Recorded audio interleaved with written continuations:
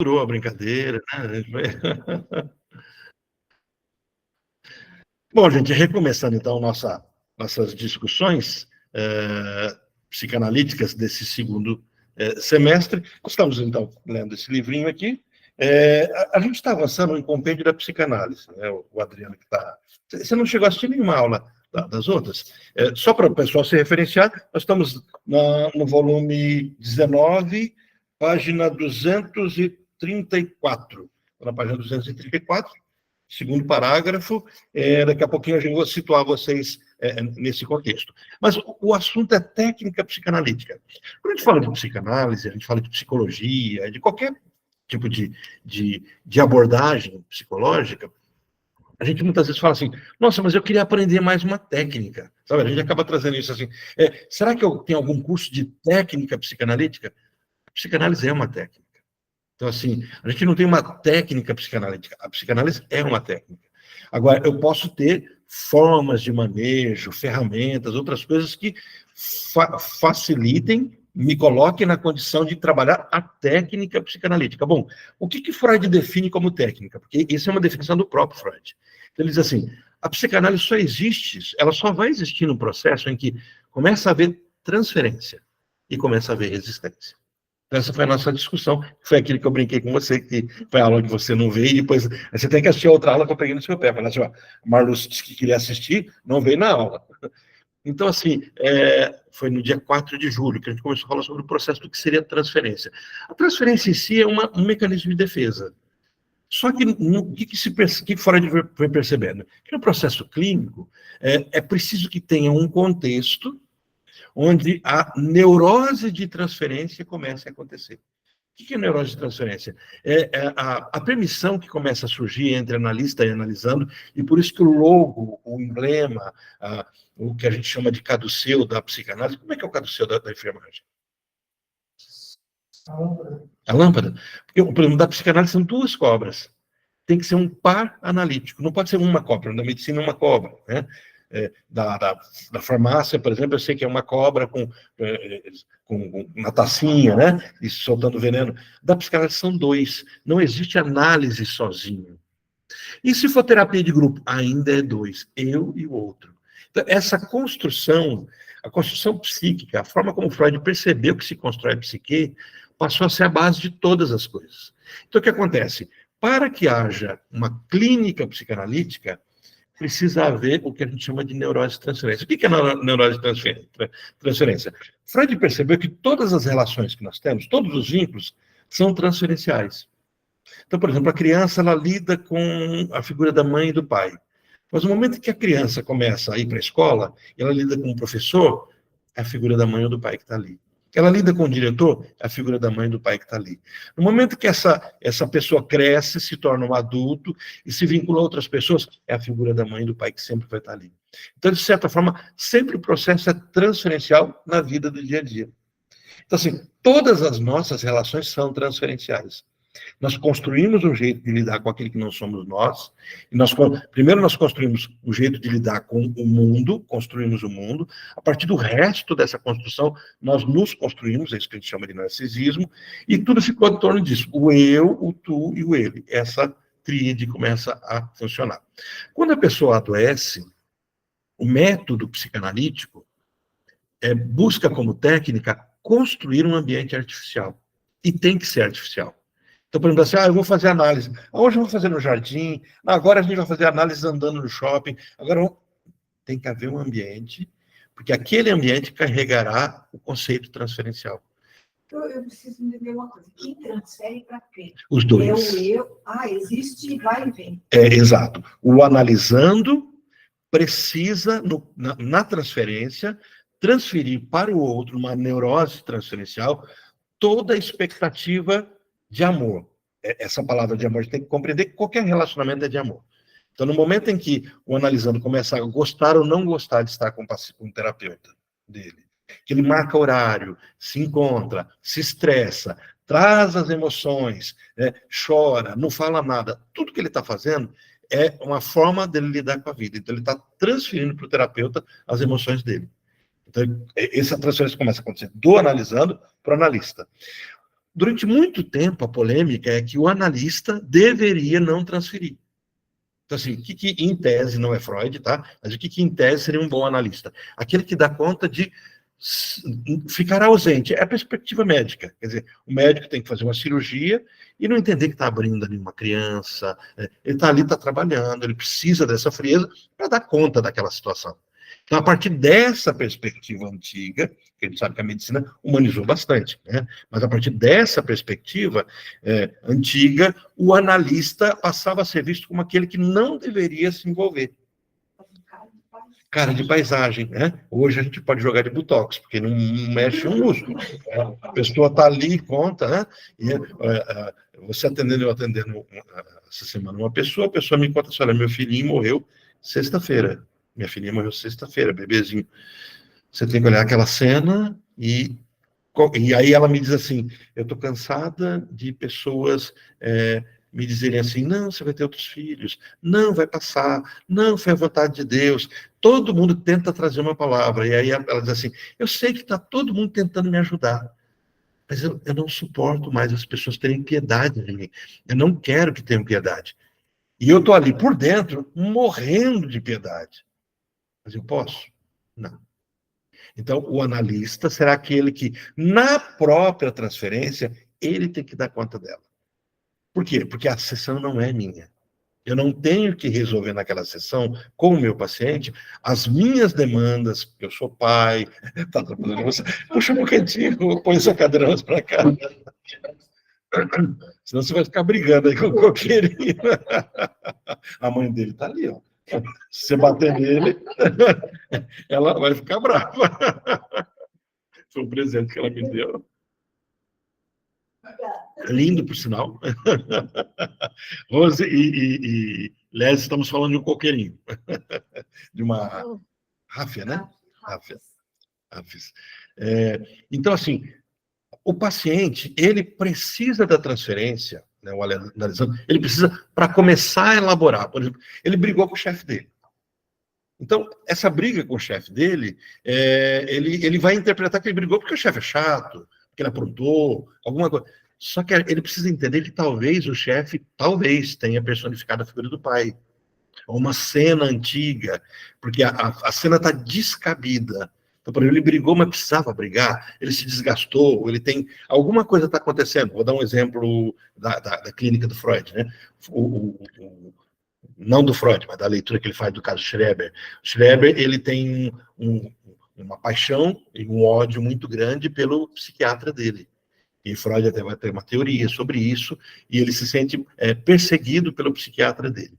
E aí Freud vai dizer assim, que tudo aquilo era um desejo, e aí depois ele tem um problema com Deus precisa reconstruí-lo. E Freud diz assim, numa transferência, ele transfere a figura do pai para o psiquiatra, e a figura do psiquiatra também para Deus.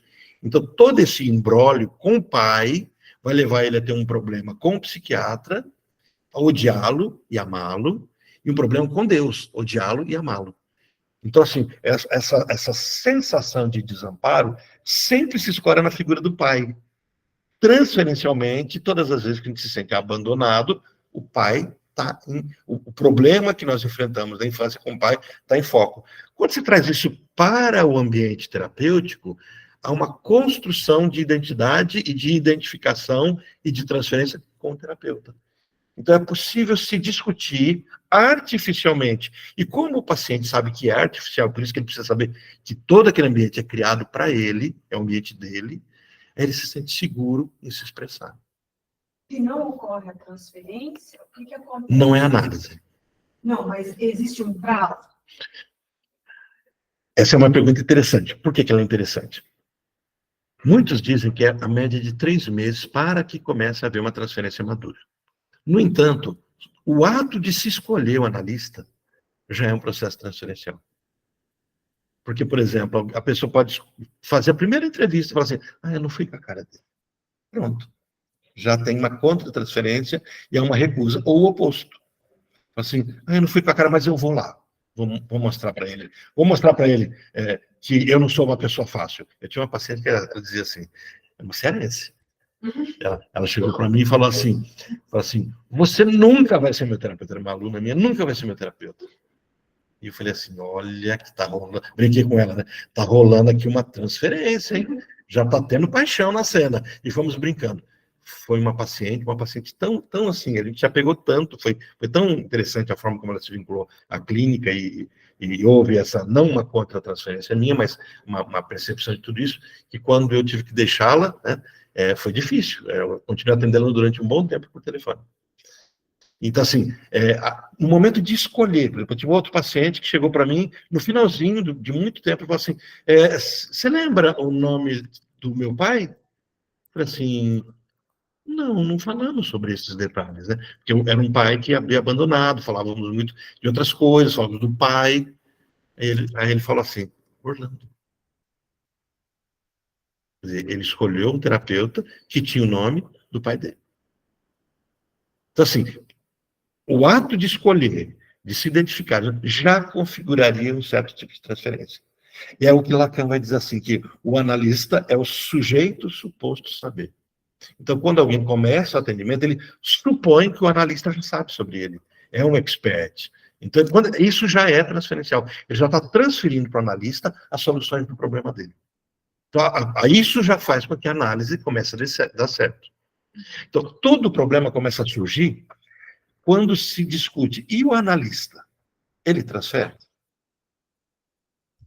E aí começaram a dizer, não, ele não deve transferir. Qualquer processo de transferência é de adoecimento. Então, quando eles começaram a fazer isso, muitos analistas começaram a ser assépticos, mal cumprimentavam seus pacientes, mal olhavam, mal se tocavam, não trocavam palavras, porque a tendência era isolar a relação para que não houvesse contra-transferência. Só que Freud nunca fez isso. Freud trazia cachorro no consultório, para vocês terem uma ideia. Quando ele percebeu que o paciente era um paciente mais resistente, ele trazia o cachorro dele, deixava o cachorro, porque ele dizia assim que o cachorro amolecia o paciente. Então, Freud tinha essa percepção de chegar no paciente e falar assim, olha, eu te dou mais um mês para você começar a contar seus problemas. Se um mês você não contar, eu não vou te atendo mais. Chegar e tocar na testa e falar assim, pensa agora você vai ver o seu problema. Então, assim, Freud era muito do momento, da busca de uma solução. Então, assim, esse purismo freudiano não é de Freud, é de pessoas que foram interpretando a partir da leitura de Freud. É por isso que é interessante o texto do próprio Freud, onde ele trabalha, que abaixou a luminosidade aqui, pensei que estava desligado. Ele começa a falar assim lá na página, acho que foi na página 100, um pouquinho antes, né? Que foi a aula do dia 4, a gente começou assim, esse fato da transferência logo se revela um elemento de importância insuspeitada. Por um lado, um instrumento valioso e insubstituível, por outro, uma fonte de sérios perigos. Então, ele já traz aqui essa questão, olha, a gente tem a ferramenta maravilhosa, vai ajudar, é necessário, e aí vem a sua pergunta, e se não houver transferência? Não tem psicanálise. Pode ter terapia, pode ter outros tipos de terapia, mas psicanálise só vai acontecer se a transferência começar a acontecer. Tá tudo, como diz tá zicado a coisa aqui hoje. A bateria tá dando problema. Ó, tá de pé ainda. Hã? Minha bateria tá querendo, tá precisando de outra, será? Mas tá. PDF, sabe, para cantar, gente? Ó. PDF. Qualquer coisa a gente continua a gravação pelo celular. Ainda bem que nós temos celulares, né? Então a gente não passa tanta coisa. Mas tá? Ainda, né? Daqui a pouco. Ó, e tá. Não, mas na verdade ele está reclamando. Não, o celular tem PDF, né? A página do PDF, né? Mas eu passei para vocês o PDF. O PDF não tem página, mas era uma sexta página. Esse PDF é tudo colorido. Isso, esse mesmo. Perfeito. Está no grupo. Está no grupo, você achou?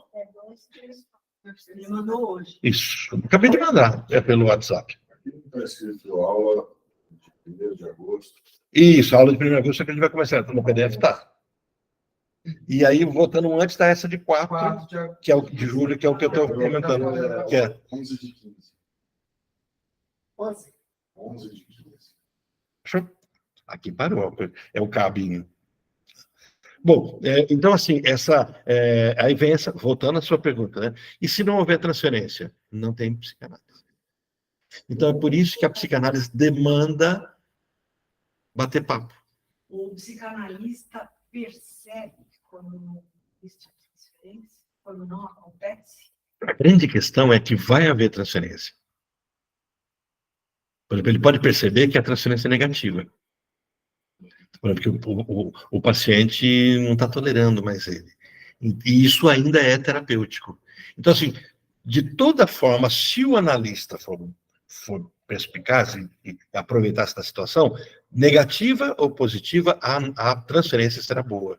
Por quê? Porque ela vai levantar situações para ser discutida. Por exemplo, você pega na ficção, aquele caso do Theo, que cuida daquele policial que... Vocês lembram desse caso? Da sessão de terapia? E um policial que atira e ele é um sniper, né? Aí os dois começam a brigar, tem um confronto, da cafeteira. Foi a partir daí que eu comecei a ter minha cafeteira, porque na ficção ele fica bravo e quer dar uma cafeteira, fala, não vou comprar, não vou ganhar uma cafeteira, então eu compro, ficou aquela briga toda. E eu falei assim, não vou ficar com a garrafa térmica no meu consultório, não vai ter uma cafeteira. Então, isso é bem antigo, mas eu assisti a série em inglês, né, do Paul. A do Theo eu vi uns trechinhos só. E aquele confronto, aquele conflito, ali mostra a transferência acontecendo e a contra-transferência do analista. Porque o analista está vivendo um problema, está se separando, ele se apaixona, ele começa a contra-transferir com a Laura, que é uma paciente, e nesse processo, a Laura, que é uma border, ela começa a manipular o terapeuta e o outro paciente que eles se encontram. E ela percebe uma forma de manipular, e o terapeuta não percebe, leva para a supervisão, e na supervisão ele não acata o supervisor dele, que fala assim, você precisa parar, você está contra-transferindo, a sua transferência negativa está muito pesada, você não está dando conta. E aí ele enfia os pés pelas mãos. Então aí vem toda essa discussão de que por que o psicanalista precisa de supervisão? A supervisão do seu terapeuta e a supervisão em grupo. Até tem uma coisa que eu vejo acontecer muito hoje em dia, e eu acho muito estranho, porque mas é uma herança da psicologia, da academia da psicologia. Por quê? Muitos psicólogos, o que eles fazem? Eles se formam, fazem sua análise, sua terapia, e eles têm um professor, que não necessariamente é o analista dele, é o professor. Ele precisa de ferramentas, precisa de manejo clínico. O que ele faz? Ele participa de sessões de supervisão, uma supervisão acadêmica. Mas fala, eu estou com um paciente border, olha, um texto sobre border. É uma aula, é uma supervisão aula. Não era assim que funcionava. A supervisão, de fato, da psicanálise, é o próprio analista do terapeuta, então, meu analista, ao me ouvir, fará a minha supervisão. Então, não é uma supervisão teórica. É a supervisão de como é que eu estou lidando com os meus problemas. É de eu chegar lá e falar, olha, estou com um paciente que eu não tolero ele.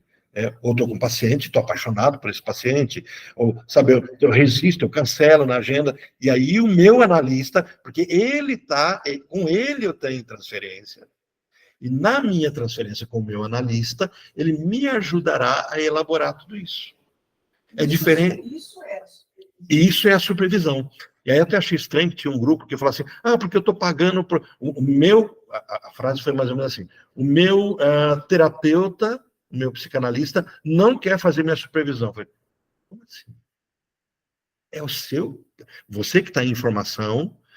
primeiro foi seu terapeuta, seu psicanalista, que fez o encaminhamento para você, apresentando você a uma sociedade psicanalítica, dizendo assim, olha, ele é uma pessoa com condições, habilidade para isso.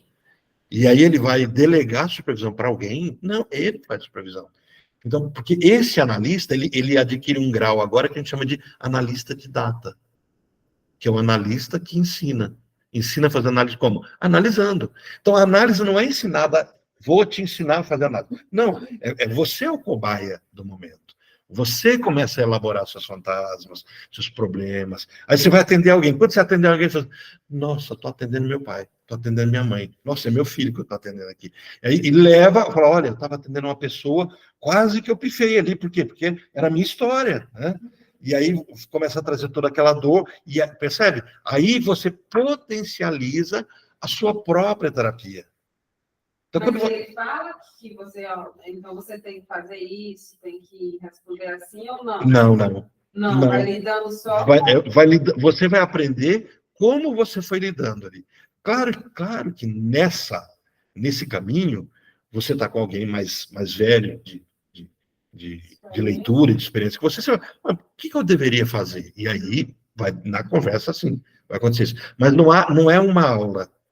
É diferente, por exemplo, você está lá na supervisão dos seus alunos ali. Aí você vai dizer, olha, você tem que ler fulano de tal, olha, tal autor. É uma supervisão acadêmica.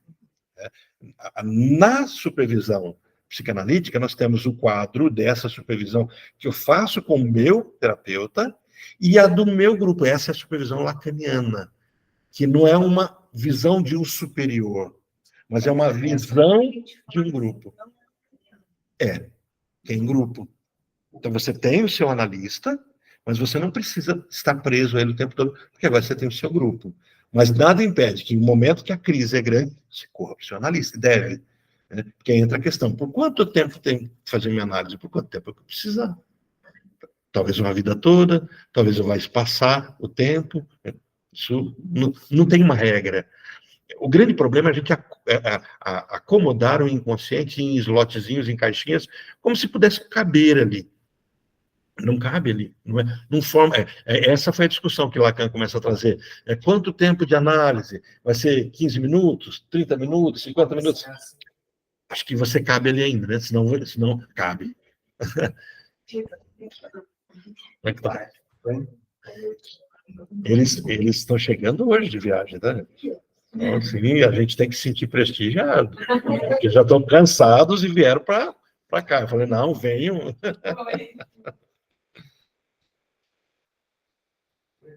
Tudo bem que eles vieram de um paraíso, né? Eles estavam em Florianópolis, então vieram de um paraíso, tem esse detalhe. Mas ainda assim tem uma estrada, né, no caminho.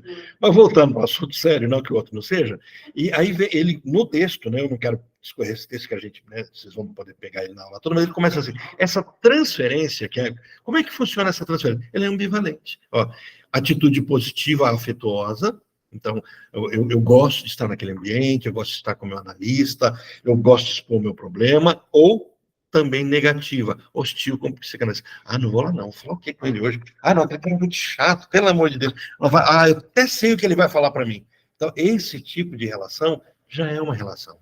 Então, ela pode acontecer. Por quê? Porque a figura do meu pai que está ali, a figura da minha mãe, tudo que está... Né? E aí a gente foi falando, ela é positiva, presta-se ótimo serviço, aí ele vai discorrendo sobre isso. Quem coloca isso com o nome técnica psicanalítica é o Freud. E aí eu já vou avançando para a gente chegar naquele ponto que é o nosso tema de hoje, não que a gente esteja... A gente pode buscar aquilo que a gente foi estudando ali. Até aqui, está compreendido? Porque agora ele traz um segundo ponto que a gente pode pensar que é uma nova coisa, ainda é a mesma coisa, que chama de resistência. O que vai acontecer? Muitos pacientes começam a fazer análise e se curam. 1 mês de análise, 6 meses, não sei quanto tempo, o sintoma cessa. Aí fala, olha, o terapeuta é ótimo. Pode ser uma resistência. É tipo assim, não vou mais sintomatizar. Por quê? Porque é a única forma do sintoma sobreviver. Então ele some, ele sai de ação. Então a cura, entre aspas, pode ser uma falsa cura.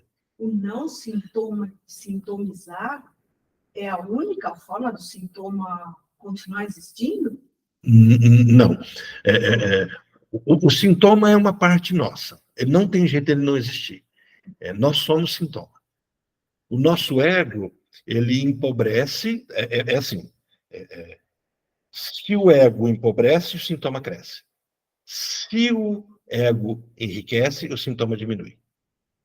É como se eu tiro de um para colocar no outro. Eu não tenho como crescer o ego e crescer o sintoma. Então, por exemplo, quando o paciente vem para o consultório e diz assim, eu estou com insônia, eu estou muito nervoso, eu estou explodindo, ele está descrevendo um sintoma. Ele está descrevendo um comportamento que ele está tendo, que está trazendo desconforto para ele. Então, enquanto esse sintoma for grande, é pouco ego, pouca expressão, é pouco ele. Então, ele é sintoma. Mas no momento em que ele começa a ser apresentado a si mesmo, nessa técnica psicanalítica, começa a sobrar pouca energia para o sintoma dele. Então, se ele fala dele mesmo, das relações com o pai, com a mãe, dos problemas que ele foi tendo, das decepções, das perdas, ele começa a falar dele e assumir isso, ele nem precisa mexer no sintoma, mas sobrou pouca coisa para o sintoma. Então o que vai acontecendo? Ele vai falando muito dele. Só que, observa, o sintoma foi uma construção. Haverá uma resistência para abrir mão do sintoma. Então, nessa economia psíquica, se a relação terapêutica significa abrir mão do sintoma, talvez a pessoa pare de sintomatizar para que o sintoma não seja resolvido.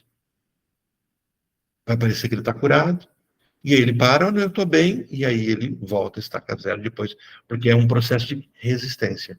Então, Freud vai dizer assim, não é natural que a pessoa comece a terapia e se cure.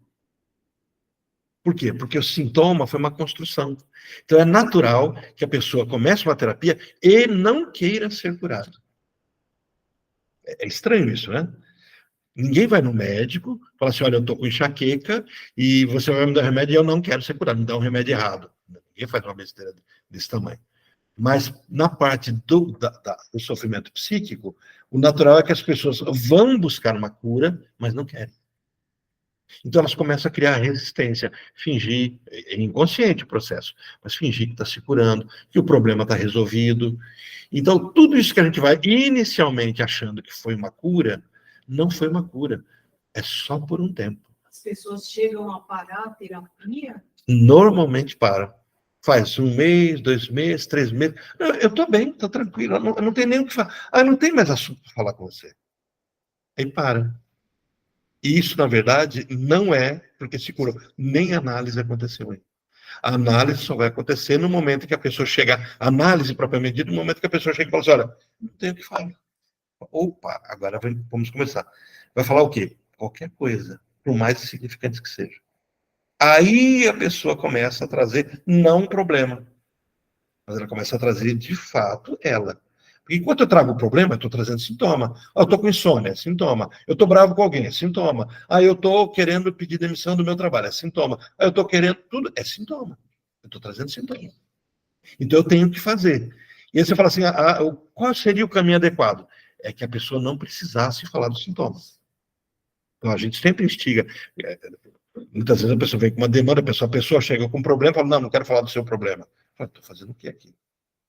Então você ouve, você ajuda a pessoa a se organizar, mas todo esse caminho acaba sendo quase que tratando de um psicótico. O que é tratando de um psicótico? É sendo secretário dele, ajudando ele a organizar as ideias estão embaralhadas, as ideias estão complicadas, e ajudando ele a enxergar. Por quê? Porque ainda não houve a transferência.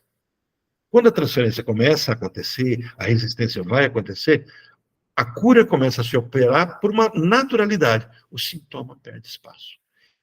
Para a psicanálise, a cura é uma coisa natural. Não é buscada, mas é alcançada. Essa frase é de Freud. Né? Não se busca cura em psicanálise, mas a psicanálise cura. Então, quando há a transferência, só de o analisando, se comunicar, falar, já vai meio que se curando. É porque ele vai colocando as coisas no lugar. Vai vivenciando tudo que tem que ser vivido. Pode entrar. Nós vamos ter que pegar uma cadeira. Gabriel, posso te explorar, ou você, ou Luciano? Só pega, mas vai ser pesada para você. Tem dessas das ventinhas aí. Tá tranquilo.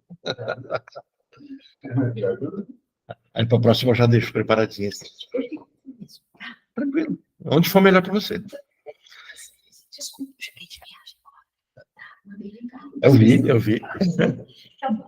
Então, assim, a psicanálise, a busca dela é trazer as coisas ao momento mais primitivo possível para que elas se organizem.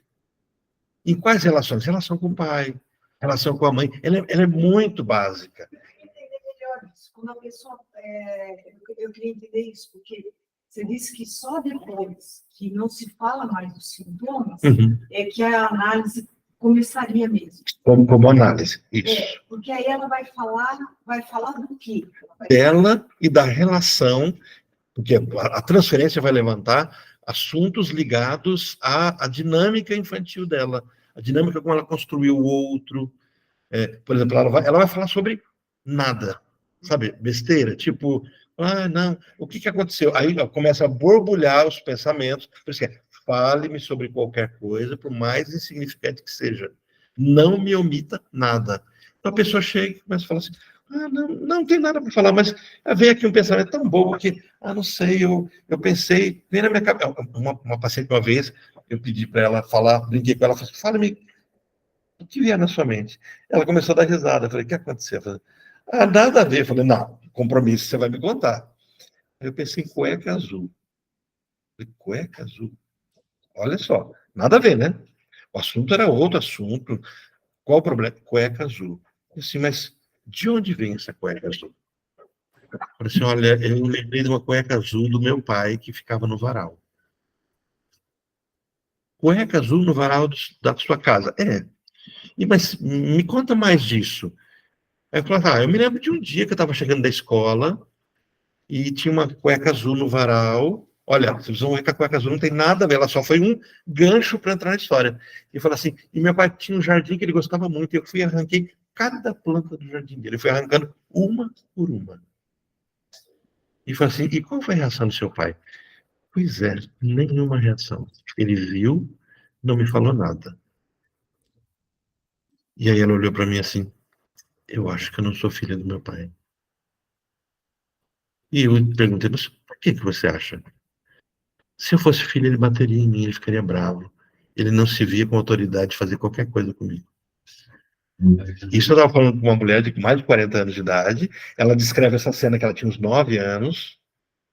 E a partir dessa análise, ela vai para fazer DNA e descobre que não é filho. E isso se resolve. No caso, ela procurou a consulta por uma demanda que nem ela sabia. Ela foi porque ela estava vazia em depressão. Na primeira sessão ela solta. Não foi na primeira. Aí, numa das sessões, que já tinha resolvido o problema, várias dinâmicas tinham acontecido, já estava bem, né? Então, quando ela chega, ela está meio assim, ela era uma professora toda endurecida, enrijecida, tem que ser professora enrijecida. Aí, de repente, ela já está mais solta, está mais tranquila, e foi no momento que a transferência já estava acontecendo. O que é a transferência? Ela se sentia num lugar seguro, onde ela podia falar, onde ela não seria julgada. Aí entra uma coisa que a gente vai estudar no futuro, que é chamada de ética psicanalítica. Se o terapeuta, se o psicanalista tiver a ética dele no consultório, ele impede que a análise seja construída. Essa é a crítica que eu tenho feito muito a esse grupo de psicanalistas que se posicionam politicamente, que se posicionam em questão de ideologia. Tudo. Analista está longe disso. Ele pode ter sua postura política, ideológica, tem que ter, ele é um ser humano, é um cidadão, mas ele precisa, diante do seu paciente, não abrir mão disso. Por quê? Porque a ética é o desejo do analisando. Então, quando o analisando chega, ele não será julgado, ele não será constrangido, não vai ser bloqueado, a culpa foge de cena, porque daí é outro engodo, se a culpa foge de cena, então a psicanálise tolera tudo. Não. O campo é transferencial, o ambiente é transferencial. Então, é a mente dele que está ali. Então, nesse contexto, aí entra isso, Gabriel. Nesse contexto que ela estava livre, ela falou assim, me veio na mente cueca azul. E de uma cueca azul surge um sofrimento dela, porque esse é o fenômeno do histérico. Na histeria, as coisas em si, elas não precisam ter algum sentido, elas precisam estar ali.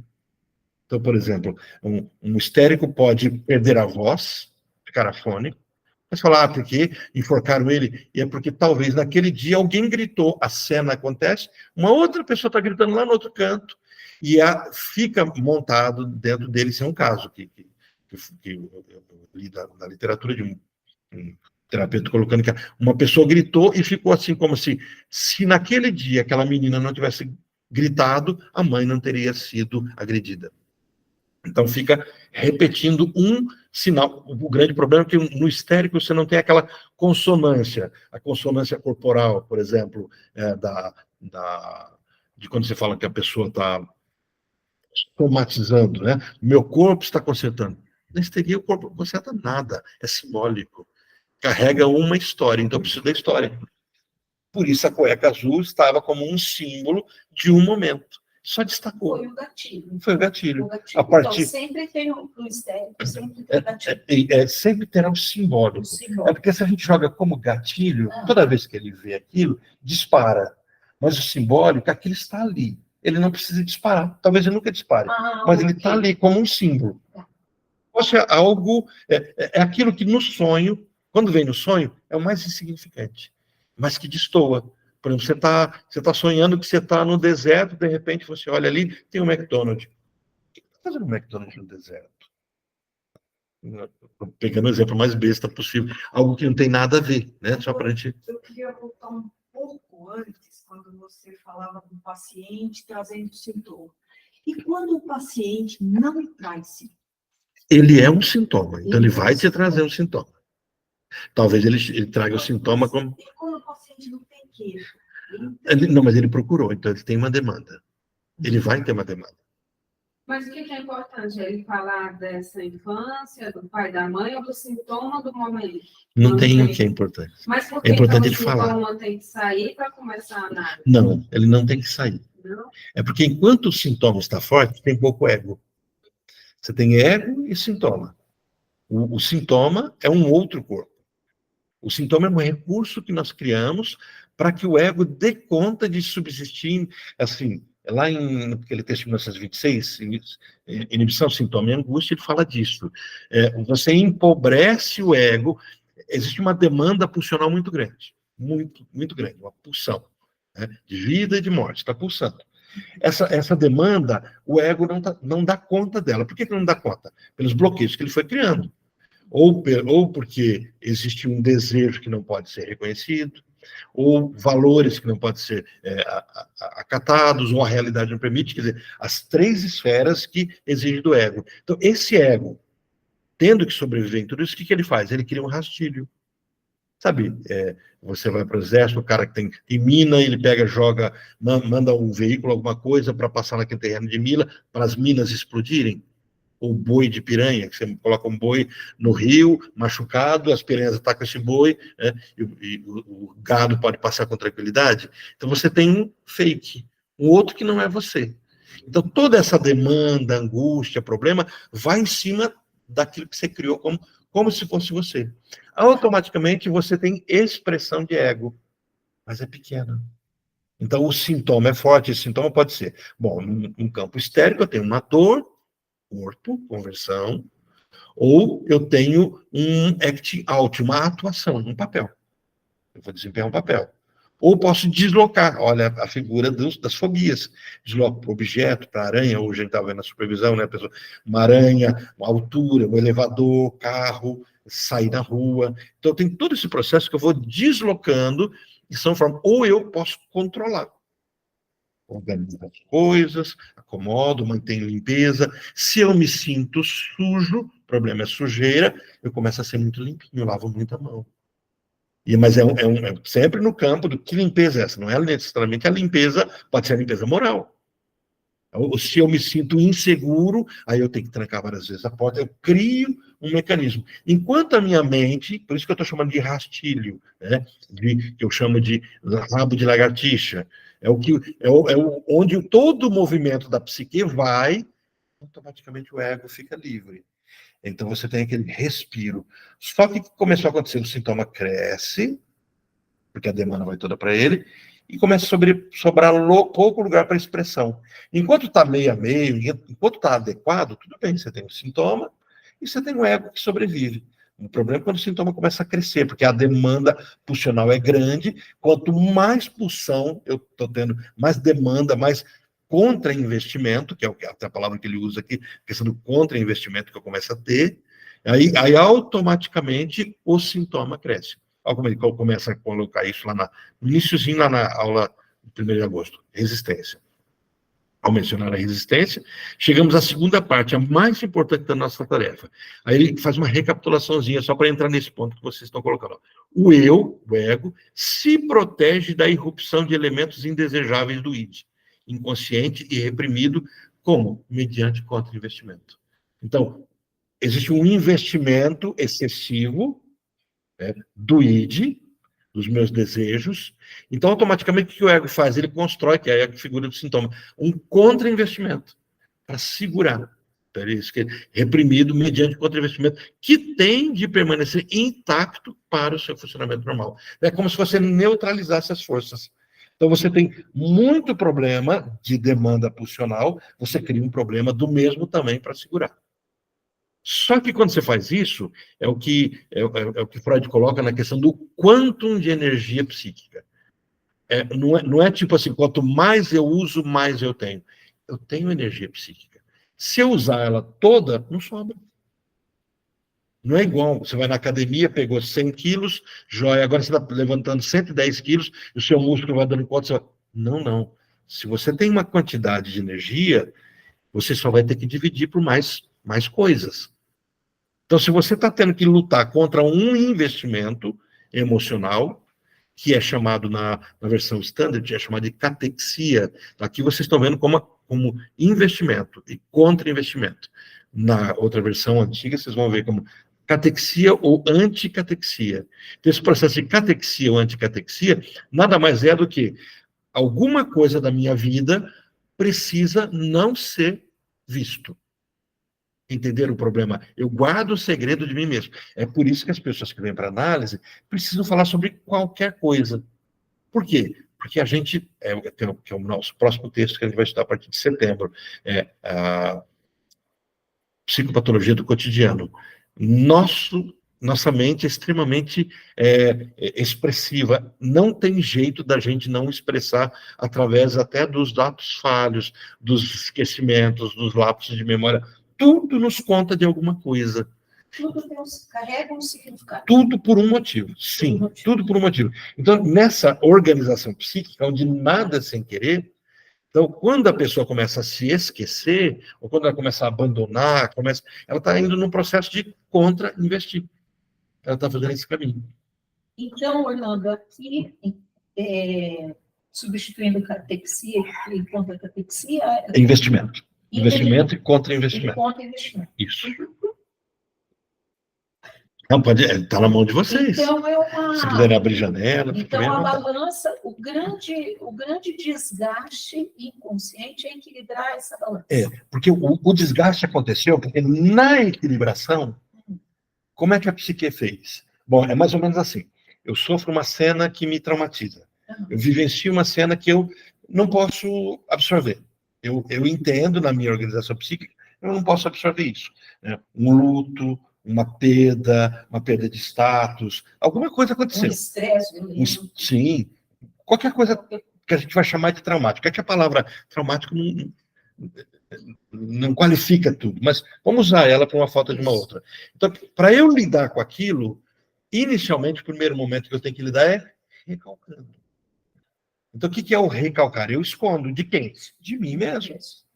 Só que aquilo que eu escondo não é da natureza dele estar escondido. Entenderam? É como, por exemplo, eu gosto da ilustração da bola, né? Você pega a bola, você põe, aqui tem ar. Você põe na água, ele vai ficar acima da água. Não, mas eu quero que seja debaixo da água. Então eu tenho que ficar segurando. E se eu fico segurando, eu gasto energia. A mão vai ter que ficar lá segurando. Então eu não tenho mais duas mãos para viver. Uma está segurando a bola e a outra eu vou viver. Entenderam essa economia que a gente começa a fazer? Então, quando a pessoa começa, a bola aumenta muito, uma mão só talvez não dê para segurar. Duas mãos, aí sobrou o quê para ela viver? Então, ela começa a viver em torno do problema. Isso que é o contra-investimento ligado ao investimento. O que é o investimento? A bola não é daqui, ela não pode ser recalcada. Ela não pode viver presa. Ela tem ar dentro. Não, mas eu não quero, eu não posso. Por quê? Por motivos da minha história.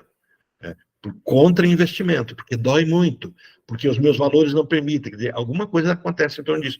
Então, essa luta é adoecimento. Então, as pessoas começam a adoecer por conta disso. Elas não têm vida. E como elas podem adoecer? É o que Freud colocou como os caminhos do afeto. Eu posso adoecer deslocando o afeto para alguma outra coisa. Então, eu tenho um problema com o meu pai, mas eu não posso ter um problema com o meu pai porque eu amo meu pai. Eu tenho que conviver com ele. Então, eu posso ter um problema com o chefe. Ou eu posso ter um problema com o cachorro. Ou eu posso ter um problema com o time do meu pai e eu não posso ouvir falar de futebol. Ou, por exemplo, a cidade onde ele nasceu, e eu até esqueço onde ele nasceu, não piso naquela cidade. Então, desde que eu não piso naquela cidade, eu estou livre do problema. Então, a mão que está segurando a bola é essa mão que fala, não pisa naquela cidade. Só que eu perco a história. Porque se eu não perder a história, eu volto, eu falo, opa, pera um pouquinho. Aí eu recuperei a lembrança. Não, eu tenho que perder essa lembrança. Eu perco a conexão. Aí vira um sintoma. Isso é que é o sintoma. Quando a pessoa vem para o divã, é natural, e aí entra o ponto da resistência, é natural que a minha psique, que construiu tudo isso, ela não me deixe descobrir. Então eu preciso, para compreender essa teoria freudiana, me dividir como eu brigando comigo mesmo. Eu escondendo alguma coisa de mim mesmo. Então, como se eu fosse uma outra pessoa. Fica fácil a gente localizar isso na loucura. O louco faz isso. O louco briga com ele. Esses dias, anteontem, eu estava andando assim, estava indo ali para conhecer uns condomínios ali para a Zona Sul. Aí tinha um rapaz que faz gesticula e fala que eu olhei, estava minha cunhada, estava no carro da minha cunhada, minha esposa. Falei assim, será que ele está doido? Estava louquinho. Não sei se ele tinha fumado um crack, sabe? Era uma pessoa assim que você via, que é uma pessoa de rua, assim, completamente transtornado, conversando, brigando com ele. Então, essa situação, que a gente vê que é um estereótipo, uma apresentação da psique, acontece conosco todo dia. É porque a gente coordena as coisas, a gente se organiza. Então, qual é a diferença do louco, com todo o respeito ao louco, mas é psicótico, qual é a diferença dele para um neurótico? Organização. Nós organizamos nossa psique. A gente anula, se esquece, defende. E essas pessoas que estão adoecidas, elas estão desorganizadas. Então, os clientes que você atende não no CAPS, no CREAS, ali naquele caminho, eles estão desorganizados. E nessa desorganização, talvez eles não estejam nem presentes. Estão no passado, numa outra história, num outro momento, numa incapacidade, num delírio. Tudo isso começa a acontecer. Entenderam? Então, isso é resistência. Então, o que vai acontecer? Você lida com resistência o tempo todo no seu trabalho.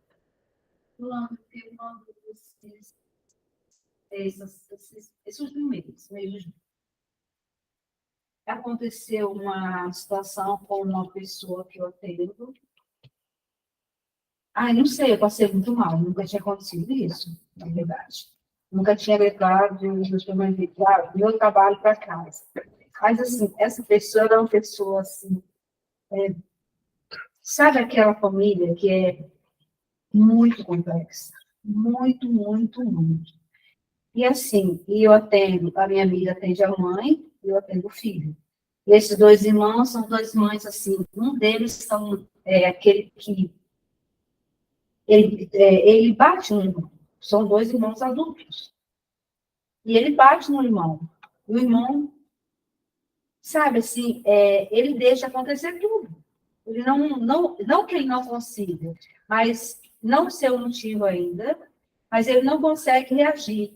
E isso o irmão se tornou o pai da mãe e do próprio irmão. E a mãe, logicamente, é uma pessoa totalmente doente, porque todos são doentes ali, e ela não consegue também assumir o papel de mãe. Aí ela traz para a gente, ela quer que nós assumimos esse papel. Então, vai chamar a polícia, porque chama a polícia. Se seu filho está dirigindo o seu outro filho, você tem que chamar a polícia, nós não somos polícia. E ela, não vou fazer isso, vou fazer isso. E assim, teve uma situação, e nesse dia, por algum motivo, ela passou o telefone para mim. E eu fiz o atendimento para ela no telefone, mas assim, foi um atendimento tão difícil que eu fui uma sexta-feira, que eu fui para casa assim muito mal. Nossa, foi assim, ela conseguiu tirar todas as minhas energias. E eu passei um final de semana, uma sexta-feira, muito mal. Mas no sábado, eu comecei a refletir, pensar, não, isso não é meu. Uhum. Aí eu comecei a pensar, nossa, será que tem uma transferência? Não sei. É, Aí eu comecei a pensar... é uma contra-transferência, meu, mas olha o que você fez, você já deu conta de escapar dela. Sim. E aí, só que a partir daí, eu me fortaleci. Uhum. Aí eu consigo hoje lidar com a situação dela e com a dos outros sem me afetar. Porque naquele momento, nesse final de semana, foi muito ruim para mim, mas eu fiz essa reflexão na noite inteira, no sábado. Falei, não, por que eu fiquei tão mal com a situação dela? Não é meu.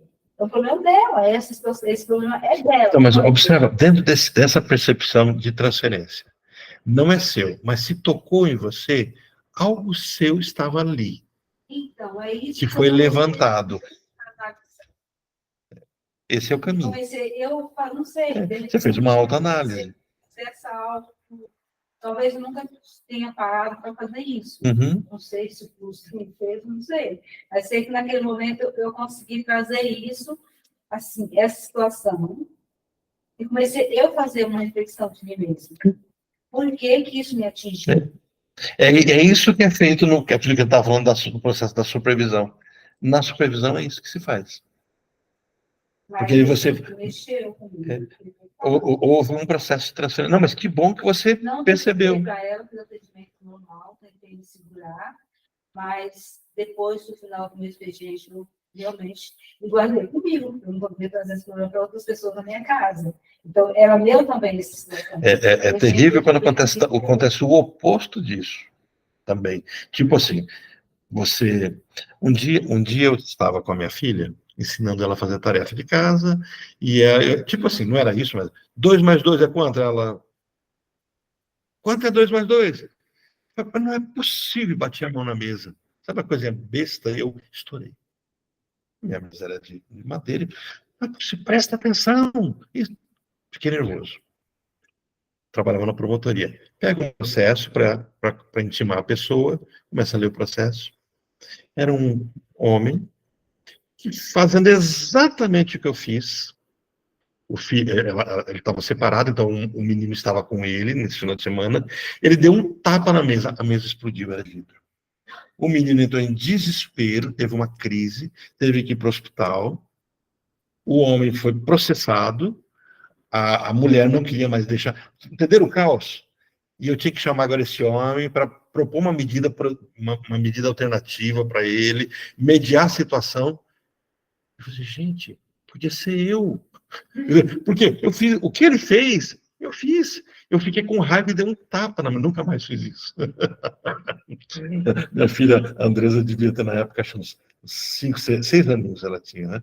Eu estava na pré-escola. Quer dizer, quando você faz o oposto também, quer dizer, você está vivendo uma cena e você vai atender alguém que está passando exatamente pelo que você está passando. Aí entra essa percepção da humanidade do terapeuta. Porque é possível. Tenta imaginar, você acaba de brigar com seu esposo, discutiu uma coisa besta, e chega uma pessoa para você trabalhar um processo de ajudar ela a elaborar um problema com o esposo. Como é que você vai lidar com isso? Você vai lidar sabendo que você talvez tenha que terminar a sessão, ligar para o seu analista, olha, eu estou precisando bater um papo com você. Você ia falar alguma coisa? No caso, ela viu essa cena e aí, então, não precisa ela gostar da pessoa para ter essa transferência. Não. Então, Tudo é transferencial. É uma demanda dela. É algo nela se viu naquela cena para poder transferir. É isso. É. Eu mandei para vocês, quem está na supervisão, só que é a Marluce, Adriano... Eu posso não, mas você... Hã? Eu posso retomar? Você está na supervisão. Eu não tirei você de lá. Você não tirou? Você está proibido? Está suspenso. Está suspensa? Tá, não. Mas, Adriano, você está lá, não está, Adriano? Eu não coloquei você na supervisão? Que gostoso. Tá bom, eu respondo. Vocês viram o vídeo que eu coloquei lá Vocês logo vão estar, tá? Mas o vídeo aquele que a gente falou até hoje das caravelas, Sim. quer dizer, há uma teoria de que os índios, as caravelas ficaram na costa, né, e os índios não identificavam ela, porque eles não tinham uma imagem para isso. Então, assim, tudo é transferencial. Você só... E você fala, mas Ronald está em Freud? Não, você está na teoria dele, quando ele diz assim, a cena de um trauma não nasceu no trauma. A dor de um trauma não nasceu no trauma, ela é anterior. Então, por exemplo, se uma pessoa começa a ter um sintoma, esse sintoma é uma dor de cabeça. Essa dor de cabeça, um dia foi real. Foi uma dor de cabeça de verdade. Bateu a cabeça, teve uma enxaqueca causada pelo próprio corpo, uma gripe. Aquela dor aconteceu no corpo. Agora, utiliza-se essa dor existente para uma outra cena. Quer dizer, a nossa psique não constrói dores, ela aproveita dores que existem. Que é a mesma perspectiva do sonho. A ansiedade, sim. Exatamente. A imaginou do nascimento, alguma coisa. Mas, Sentiu no nascimento, você... Exatamente. Perfeito. Mas, por exemplo, uma pessoa, ela traz a queixa de um trauma, de uma Certo. situação Uhum. traumática que ela viveu. Uhum. Então, e ela, a todo momento, ela faz questão de lembrar desse trauma, que esse trauma é o que está influenciando. Se ela lembra, a gente já sabe que esse não é o problema. Se ela lembra do trauma, Ele não é o trauma. ele Porque, não é um trauma. porque o trauma só me faz sofrer porque ele não está ali. É a impressão que eu tive, que não Não é identificado. trauma. Não é identificado. Não é identificado. Ele está precisando dizer que é aquilo, porque a gente sai buscando uma explicação. Mas se fosse aquilo, estaria resolvido. Na verdade, ele está fantasiando. Está fantasiando. Está fantasiando. Precisa fantasiar porque não tem outra coisa. E a imagem que ele está pegando Ali toca. É o afeto. original. É. Que isso é aquela cabeça que fala, né? Que é anterior a esse acontecimento. É anterior. A imagem, Que a cor provavelmente é anterior. a outro, que é anterior a outro. É aquela história, o buraco é mais embaixo. Muito. Vai acabando.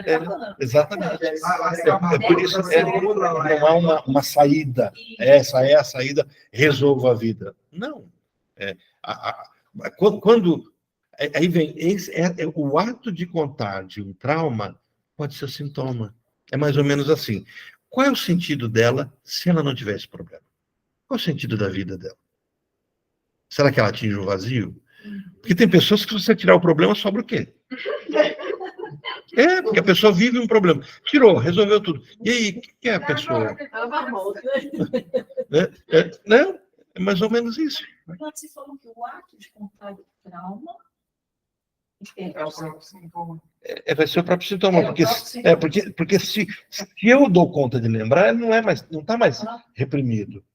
Porque o que dói, lembra? É a bola que segura e ela está longe da minha visão psíquica.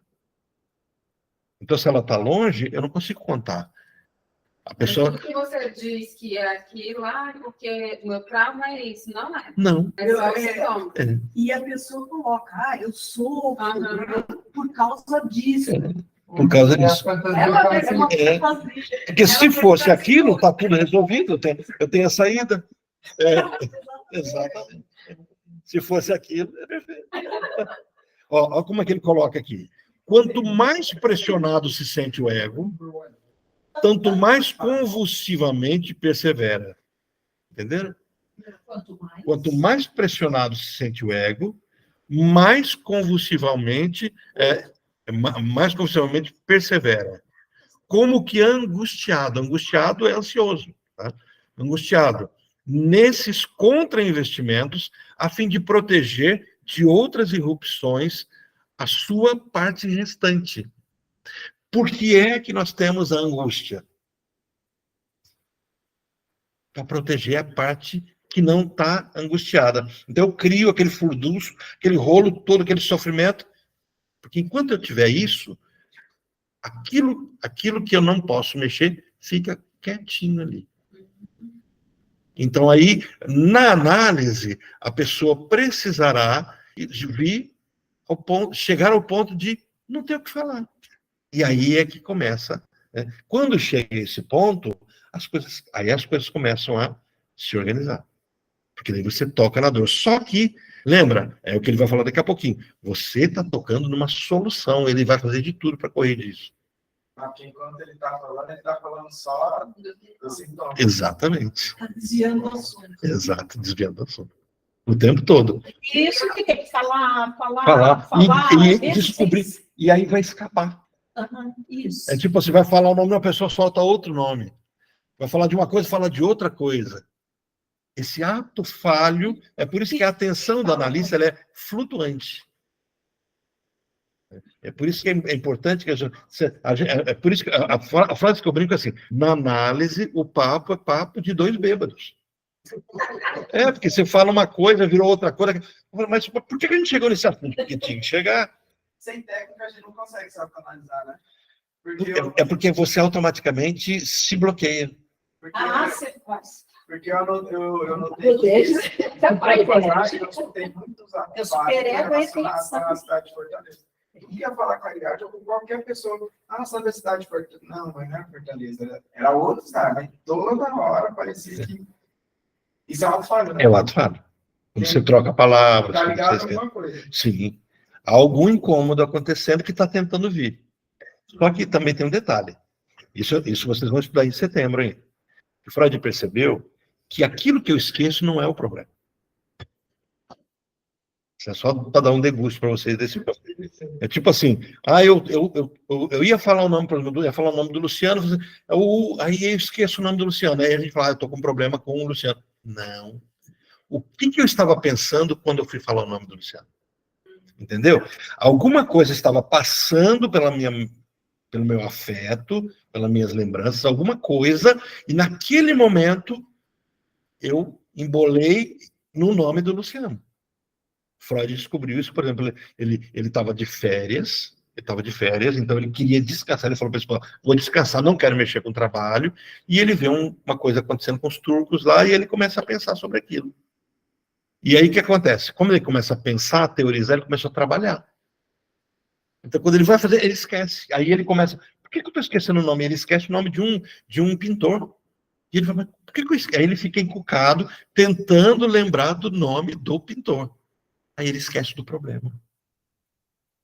Como ele está fazendo experimento com ele mesmo, ele escreve sobre isso, aí ele fala, pera um pouquinho, quando eu me esqueci o nome do pintor, o que eu estava falando? Fala, eu estava falando do problema dos trucos. Aí ele consegue colocar as coisas no devido lugar. Então, o que acontece? Aí entra aqui o Adriano falou, muito da fantasia que as pessoas trazem, elas são só engodo. Elas estão ali para fantasiar. Porque enquanto você presta atenção naquilo, ninguém lida com o verdadeiro problema, que é o paciente identificado. Numa família, você tem sempre aquele problemático, o ovelha negra. Então, enquanto existe a ovelha negra, você mata a ovelha negra, você cai de pau em cima da ovelha, fala mal, aí ninguém vê o problema da família. Por quê? Porque a ovelha negra está ali. No caso desse problema de Freud, é porque ele se condicionou que ele foi para férias. Então, no momento que ele começou a trabalhar, ele esqueceu porque ele fugiu da foi uma defesa dele. Então, o fato de ele ficar pensando na outra coisa, ele deixou de trabalhar. Exatamente. E aí ele escreve o texto, que é o Psicopatologia do Cotidiano, onde ele não analisa nenhum paciente. Ele analisa coisas cotidianas. Tipo assim, ele está na mesa dele e ele é extremamente cuidadoso, ele quebra um objeto. Ele fala, como é que eu quebrei um objeto? Nada, ele derruba um objeto no chão. Aí ele, mas por que eu quebrei esse objeto? E ele fica assim, eu sou cuidadoso e tal. Aí ele fala, o que aconteceu antes? Ele não lembrava. Aí fala, antes minha irmã me visitou. Aí ele fala assim, que a irmã dele olhou e falou, nossa, que objeto feio. A irmã dele tinha reparado que era feio. Aí passa um tempinho, o que ele faz? Sem querer, querendo, derruba e quebra.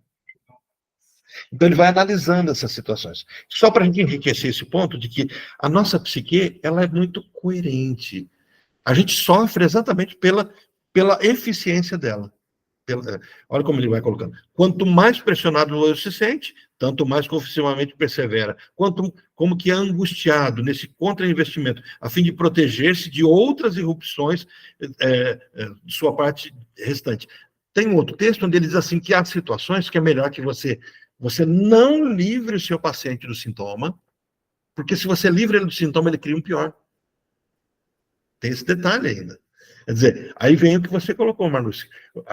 Acho que foi você que colocou aqui da esperteza, a percepção do analista em ver a contra-transferência, a transferência acontecendo. Porque muitas vezes você percebe, espera um pouquinho, se a gente conseguir resolver isso, e não chegamos ainda à solução, vai surgir um novo problema. Quer dizer, você está começando a se aproximar de uma saída, e ela vai embora, vai surgir uma outra. Pior ainda. Freud percebe que muitos pacientes, que ele ia, tratava do paciente, ele curava, depois voltava no mês seguinte muito pior do que estava.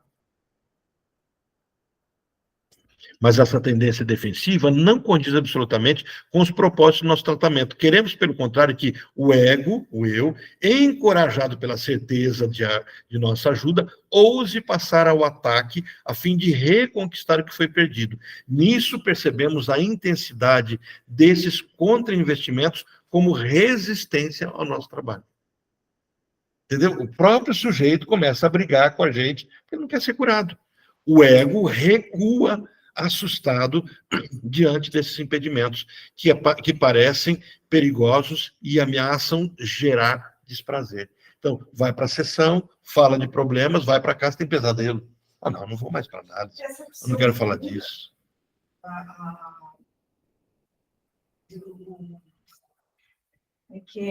O desaparecimento do sintoma, ela seria uma resistência. É uma resistência.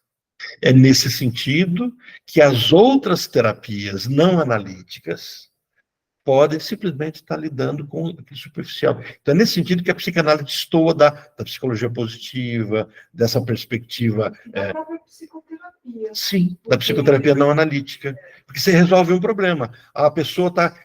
Freud fala assim, você não pode desensibilizar uma pessoa, por exemplo, ele tem medo de aranha. Vamos desensibilizar. Como? Hoje você desenha uma aranha, amanhã a gente pega uma aranha de plástico, daqui a pouco você não tem mais medo de aranha. Se você fizer isso, amanhã ele não está com medo de aranha mais, mas talvez ele esteja com medo de sair da rua. Eu me lembro de uma paciente minha, que ela vai para terapia, vai para hipnose, aí entra a questão da hipnose, vai para hipnose, ela tem um problema com o sonho. O hipnoterapeuta queima o sonho dela, tem uma técnica que a gente utiliza para isso, onde você traz o sonho, transforma ele numa fotografia, a pessoa queima essa fotografia, a pessoa não sonha mais com aquilo. Foi perfeito, ela não teve mais pesadelo. O pesadelo era um elefante pisava na cabeça do filho dela, ela acordava em desespero vendo o filho morrendo. Queimou, não teve mais isso. Não saía mais de casa com fobia de água. Ela começou a ter sensação de que debaixo da cama... Olha a loucura. Debaixo da cama dela tinha uma baleia. O marido dela tinha que, todo dia antes de dormir, olhar para ver se a baleia não estava debaixo da cama. Loucura já, né? Ela não entrava na piscina da casa dela, de lugar nenhum, porque ela tinha medo da água. Ela só tomava banho de água corrente para mergulhar. E o que a gente foi depois percebendo? Aquele sonho de um elefante pisando sobre a cabeça virou uma baleia que agora abraçava ela, mergulhava ela. Era a mãe. Todo o processo era com a mãe. Toda a vivência. Resolveu um problema, virou um problema muito maior. Porque quando vai mudando o sintoma, está querendo ainda, quando vai colocando outro sintoma, porque ainda está querendo esconder. Porque não resolveu isso, não resolveu o problema. É mais ou menos assim. O livro segurava a bola. Bom, eu tirei o livro, mas agora a bola vai... Não pode não, então põe outro livro. Aí vai sempre inventando sintoma, não inventando. Porque a bola não pode vir para fora.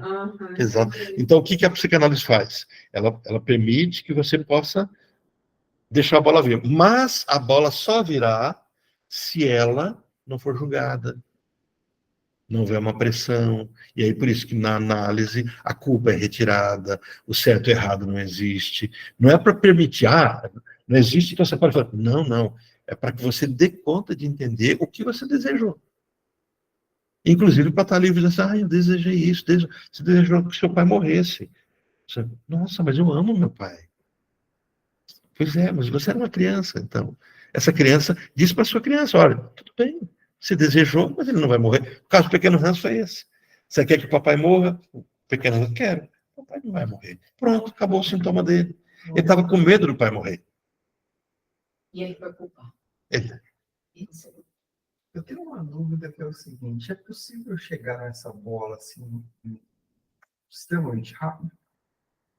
Pois ela está reprimida, ela está recalcada. Ou pelo menos você perceber ela? O analista, sim. Sabe por que eu falo isso? Porque essa semana eu estava atendendo um garoto das tentativas de suicídio e ficou muito assim, ele é todo rebelde, todo tatuado, assim, porque eu sou isso, porque eu fumo maconha, sei lá, porque eu moro nas terras, vai 14 anos. E foi a técnica dos desenhos, tá? E aquele desenho espetacular. Espetacular. E aí foi, não sei o que lá, e ele foi uns 45 minutos. Eu não lembro nem exatamente o que eu perguntei para ele alguma coisa de futuro. Ele falou assim, uma coisa que ele desejaria, ele falou assim, eu queria ter o tamanho. E a mãe, eu vi na história, e ele não disse isso, eu vi na história que a mãe deixou ele com o pai quando ele tinha 2 anos. Então, provavelmente a bola é esse abandono do momento. Abandono. Mas chegou muito rápido, entendeu? É isso que eu tô querendo Então, mas dizer. chegou para você. Pra você. Ele não teve essa percepção, talvez. Tá, mas aparece rápido. Sim, para o terapeuta, sim. E aí tem a minha dúvida, que foi uma briga que eu tive com a minha supervisora, mas não, briga, discussão. Eu posso dizer isso? Não. É isso que eu ia perguntar Não. também, se eu posso dizer. Nem Não, dá indício, sim. Levá-lo a perceber isso, sim. Por exemplo, Ajudá-lo. a história do trauma. Eu Sim, posso é, dizer mas eu sim posso- para paciente que aquilo não é É, trauma? Freud chama isso de análise selvagem. Não, mas olha só. É, Agora o nome é análise selvagem. Você começa a fazer uso. Porque ela fez Isso. todo um raciocínio, umas 3 sistemas, mais ou menos. Ela fez todo esse raciocínio, tipo, minha mãe é forte, minha mãe é isso, minha mãe é aquilo. Eu falei, me conta mais da sua mãe. Ela foi contando a história da mãe dela. Enfim, a mãe dela teve um marido que abandonou, e aí ela deu conta da família, trabalhando, então assim, ela se vê na mãe. E ela só tem uma sequência de relacionamentos. Qual a idade? Não, essa é uma moça. de Ah, 30 tá e bom. poucos anos. Ah, o quê? Aí eu dei esse, entendeu? Falei assim, você percebe que você se parece com a sua mãe? Eu repeti, porque ela disse, eu me pareço com a minha mãe. Uhum. Eu falei, nisso também? E aí ela desabou a chorar. Sim. Você Tá certo. tá perfeito. Tá perfeito. Porque não, tá perfeito. Mas você percebe, são 2 situações. Você, analista, vai teorizar rápido. Isso Freud coloca, você precisa ter uma teoria, até sob risco de errar. E você vai ter que administrar, se você falar, vai levar ela a uma insight, uma percepção, ou vai simplesmente recrudescer, endurecer mais ainda ela. Então, por exemplo, Freud diz assim, você tem que dizer o que você deduziu. E aí a pergunta que é feita para ele é assim, e aí, se o paciente não aceitar? Isso é com ele, não é mais com você. É porque às vezes a gente ouve a aula assim, da impressão de que ele tem que chegar tudo muito sozinho. Não. Você vai trazendo. Essa maior dúvida que eu- Então você vai. Agora, o que você não pode, parece que a prudência está em que isso não seja algo em que você interdita ele como dono da vida dele. Tipo assim, olha, tipo um cartomante. Seu problema é esse. Sim, não, isso não é. Aí, não, não, aí que ele vai fazer? Ele vai te acatar ou não? Não. Mas fazer o que você induziu ele, você sugeriu. Você percebe? Você disse que. eu interpretei e disse o que parecia do que ela estava dizendo, Uhum. né? Tudo dentro da perspectiva dela. Esse é o caminho. Você só fez esse trabalho lateral, paralelo. Esse é o caminho. Aí você só vai ter que perceber se isso levou ela a insight ou se ela negou isso. Não é isso, não. E aí, automaticamente, ela pode sintomatizar diferente. Aí você perdeu um Aí raciocínio. aconteceu exatamente isso. O sintoma dela assim, ó. Sumiu. Uhum, Faz 3 sessões que eu encontro com essa moça, ela fala assim, eu tô ótimo. uhum. Sim. Só que a gente não sabe, né? Ah, não, ela não foi curada, ela resolveu. Mas assim, ela só disse. Tudo que eu tinha, aquela crise de ansiedade, tipo, de 40 em 40 minutos, ela não tem mais. Não tem, porque ela tirou a necessidade, o segredo que ela tinha dela mesma. Agora, existe a possibilidade dela só ter diminuído a intensidade como resistência? Sim. Então eu fiquei nessa dúvida agora. E como saber se ela foi curada? É porque a sessão não termina assim, vai continuar. E aí, é por isso que a pessoa fala assim, agora eu posso ir embora. Não é? Uhum. Aí você, não, vamos fazer o seguinte, vamos permanecer mais um mês? E entra o processo de desmame. Você não libera um paciente e fala assim, olha, eu não venho mais amanhã. Fala, não, então vamos fazer o seguinte, vamos marcar de Mas se encontrar. tudo que eu estou te contando foi um mês e meio. Por isso que eu estou falando. Aí você falou agora há pouco que tem que ter pelo menos 3 meses. Aí eu já falei, tá tudo errado. Não, mas isso não implica que você não tenha trazido alguma luz para ela se liberar disso. Porque o que acontece? Ela não resolveu o problema dela, mas ela resolveu aquele sintoma. Ela teve A força daquele sintoma. Agora, a análise, porque na análise ele é interminável. Porque tem uma discussão aqui, análise terminável e interminável. Quando termina, uma análise não termina nunca. Porque sempre tem coisas. Sempre vai ter uma demanda. Então, a pessoa sempre tem algo a trazer. E sempre está um analista. E ainda com outro detalhe, mesmo que você nunca mais procure o seu analista, ele está na sua mente. Ele virou alguém dentro de você. E aí, aquilo que foi montado, sempre você vai caminhar daquele jeito. Essa percepção. Eu tenho paciente que fala assim, Orlando, tem dia que eu fico pensando, o que o Orlando me diria sobre isso? Lá que eu critico um pouco essa postura, diz assim, você torna o paciente meio que vinculado a você, né? Dependente. E esse não é o caminho da análise. O caminho da análise é que o paciente fique livre, completamente livre. Mas são passos que são dados. No caso da resistência, ela não quis falar. Ele pode, aí ela chegou depois, não, porque meu namorado, pode voltar ou não? Pode. Tem que deixar fluir aos poucos e perguntar. Você diz voltar ao tema? Pode tentar puxar. puxar. Direto ao tema, mas lá aquele assunto com a sua mãe, não pode. Pode. Tem alguns terapeutas que usam exatamente esse recurso de iniciar uma sessão a partir do ponto que terminou a anterior. Porque daí você tem. Agora, sempre lembrando que o seu paciente pode, naquele ponto, ele trocar de assunto. É ele que trocou. Mas a vantagem de fazer isso não é nem na questão da análise. A gente usa muito disso quando faz sequências, porque você coloca a pessoa em foco, então ela se sente muito valorizada, né, no processo. Ela sabe que a história dela foi reconhecida. 1 a 15 anos. Então, isso te dá um ganho de vínculo só. Uhum. É bem legal. Eu gosto de fazer esse resgate. É Semana passada, isso. Trabalhamos isso, como é que foi a semana, né? Como o que você quer me dizer agora?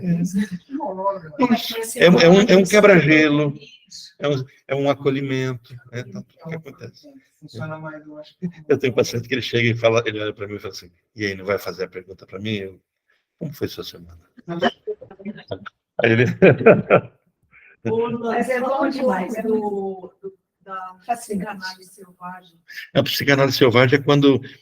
Ferenczi que traz essa discussão, ele e o Otto Henck, que eles falam assim, mas como é que eu vou ficar diante de alguém sofrendo, sabendo qual é a solução, eu não vou contar para ele? E aí Freud diz assim... É a terapia de choque, né? A terapia de choque. Mas aí Freud diz assim, você vai ter que julgar, porque talvez você vai ter que julgar se você deve contar, e ele correu o risco de simplesmente rejeitar a sua saída. Esse rejeito ele não é curado. Não, ele pelo contrário, ele endurece a situação toda, e aí ele vai sintomatizar diferente. E aí pior, você estava pertinho da porta de saída, ficou longe de novo, você vai ter que começar toda a investigação de novo. E se você vai fazer o caminho de deixá-lo chegar naquele lugar, porque você sabe onde ele está. Então, Freud diz que essa é a expertise, a experiência do analista. Então, assim, se você apressa, tipo assim, fez uma sessão, já conta tudo o que está acontecendo com ele, isso é análise selvagem. Mas se a pessoa quiser isso? Não que ela saiba, mas ó, eu quero que você me diga o que você. Tem um quadro muito interessante também nessa série. Você está dizendo para ele, entendeu? Pode ser que ele aceite, pode ser que não. Ele pode rejeitar, ou pode só. Ele que pede. Mas ele pode simplesmente te invalidar como terapeuta e te validar como médico, que é o caminho que se faz com o médico. Você pede para o médico, o que eu tenho? Tem um quadro interessante, eu não me lembro qual é o nome daquele ator, é o que fez As Pupilas do Senhor Reitor, bem antigo, dos Irmãos Coragem, não é o Tarcísio Meira, é outro. É o Francisco. O Oco? Francisco Não. Não? Bem antigo, Então, eu também. Era um que tinha meio ligeiramente corcunda, eu esqueci o nome dele. Bom, ele morreu já. morreu, isso, ele mesmo. É da novela Viagem. Ele mesmo. Isso, Você lembra o nome dele? cabelo, tinha uma onda assim, branca. Eu esqueci o nome dele. Nossa, essa semana eu vi a foto dele. Mas- Cláudio Cavalcante. Acho que é Cláudio Cavalcante. Isso, Cláudio Cavalcante. Não. Você ouviu falar dele.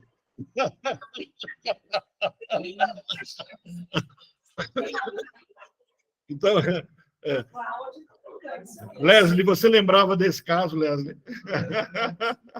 Olha, eu tô quietinha aqui nessa hora, porque eu lembrava desde que ele começou na novela, esse ator. Mas é o Cláudio Cavalcante. Porque o que acontece? Nesse episódio, é assim, ele vai para a terapia e ele é um empresário. Ele é um executivo. E ele chega e fala exatamente o que você falou. Aliás, ele chega e fala assim, o que eu tenho? Ele não estava bem, passou mal, o médico mandou ele para terapia, só que ele não tem tempo, ele está indo viajar agora, vai para a Europa, e ele não quer viajar desse jeito, o que ele tem? Aí o analista falou, posso te dizer o que você tem? Não, eu preciso que você me diga, você é o melhor que tem, não sei o que eu tenho? Eu falei, não, a gente precisa de pelo menos aí uns 3 meses. Assim, então eu te pago agora 3 meses, ainda pegou o talão de cheque, eu vou te pagar adiantado 3 meses, se o problema é esse, e me diz o que eu tenho. Eu disse assim, mas não é questão do dinheiro de você pagar.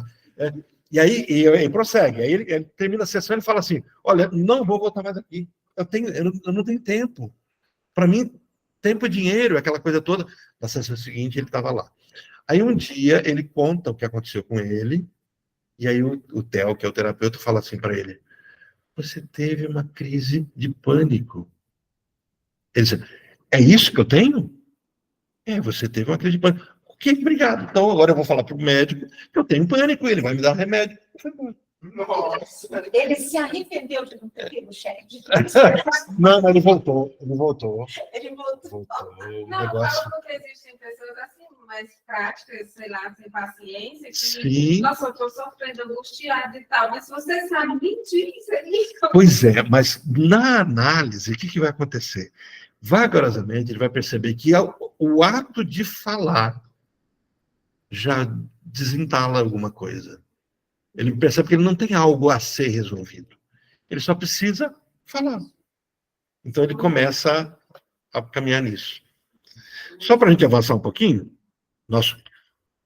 como diz o tempo ruge, essa porcaria é grande, nós já estouramos nosso horário. Mas vou terminar pelo menos esse parágrafo, porque senão a Marta vai ficar brava daqui a pouco. Não vai até 9h30? Até 9? É até as 9. Até as 9. Mas para mim eu vou até 9h30, sem problema nenhum. É verdade. Com o meu rolo da gravação, né?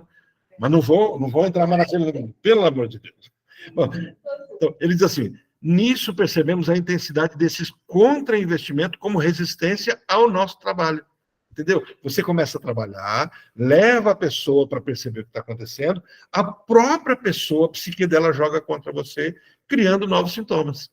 Que ele chama de... O ego recua assustado diante desse empreendimento, que parecem perigosos e ameaçam gerar desprazer.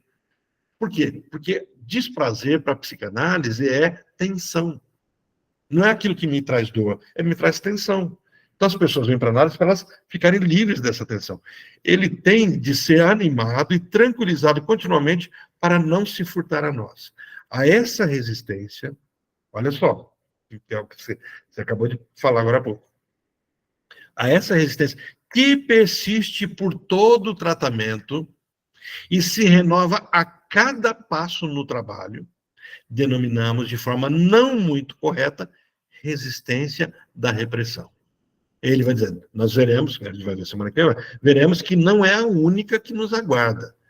É interessante notar que, nessa situação, as coligações como se invertem, pois o ego se opõe ao nosso estímulo, mas o inconsciente, normalmente, nosso adversário, nos presta auxílio, pois tem um natural impulso para cima, ou a bola quer escapar.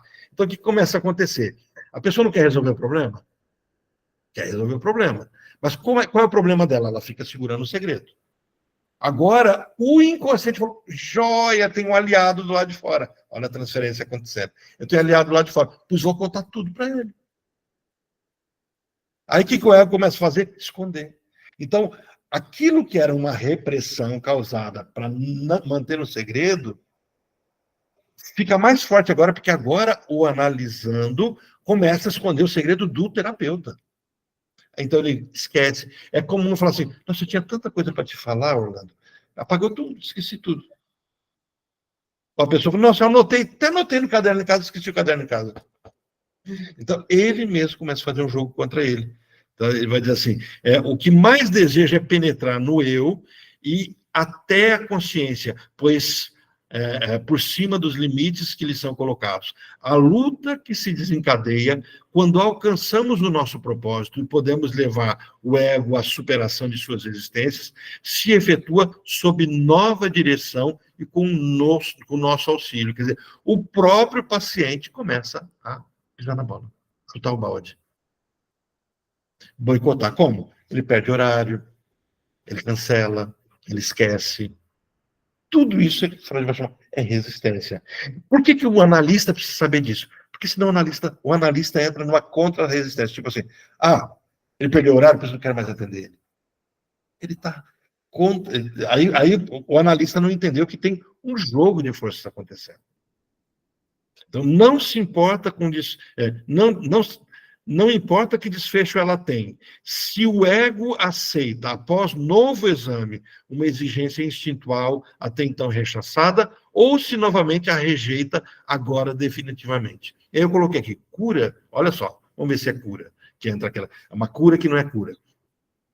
Nos dois casos, quer dizer, ou vai aceitar, após o novo exame, a exigência instintual, ou vai rejeitar, qualquer das possibilidades, nos dois casos, um perigo duradouro é eliminado. A esfera do ego é ampliada e um enorme dispêndio de energia se torna supérfluo. Então, o que vai acontecer? Se ele aceita, agora sobra energia de quê? De vida. De reconhecer os problemas. Aí vem o problema. Se você começou a ter energia sobrando, você vai começar a ver o que você não via. Lembra? O ego está pobre, o sintoma está rico. Agora, o ego começa a enriquecer, o sintoma começa a encolher, fica pobre. Só que se o ego enriquece, agora você tem que lidar com a própria vida. Então, muitas decisões que a pessoa não tomou, agora ela vai ter que tomar. Então, qual é o caminho natural da resistência? Opa, vou voltar a ficar doente de novo, que pelo menos quando eu estava doente, eu não precisava lidar com isso.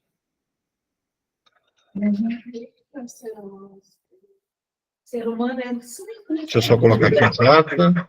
Bom, nós somos até... Alguém consegue identificar pela página? Rose, você consegue? A gente foi?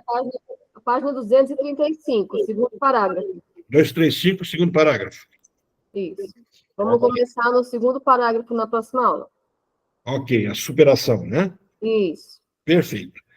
Avançamos uma página. Mas é porque é tanto conteúdo, né? Avançamos, pelo menos não parou. É porque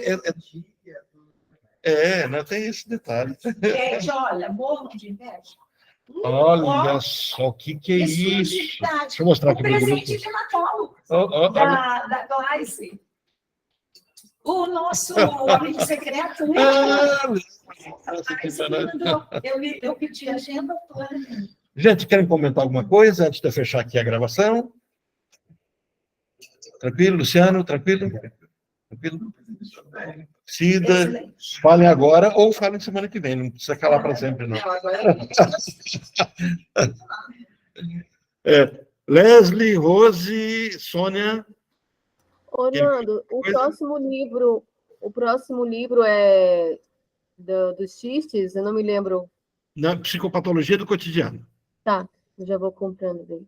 Tá? Vai ser o próximo. A gente vai terminar esse aqui. A hora que terminar esse aqui, psicopatologia do cotidiano. Tá, ok, obrigada. Tava, acho que na promoção, R$46. Deixa eu dar um tchau para a Sônia e para as meninas. Soninha! Gente, tá aí. Oi, tô aqui. Chega Oi, pra Leslie, oi. A Rose eu não conheço. A Rose é do Ceará. Ceará! Que legal! Aqui tem outra cearense, Rose, também. Você já viu, né? A Sônia, Ó, quem está indo para essa semana para lá? Opa. Cadê? Olha lá. Aqui está ali no meio. Ó a Luciana aqui com a gente, meninas. Olha lá, ó. Boa. Pronto. Quanta gente.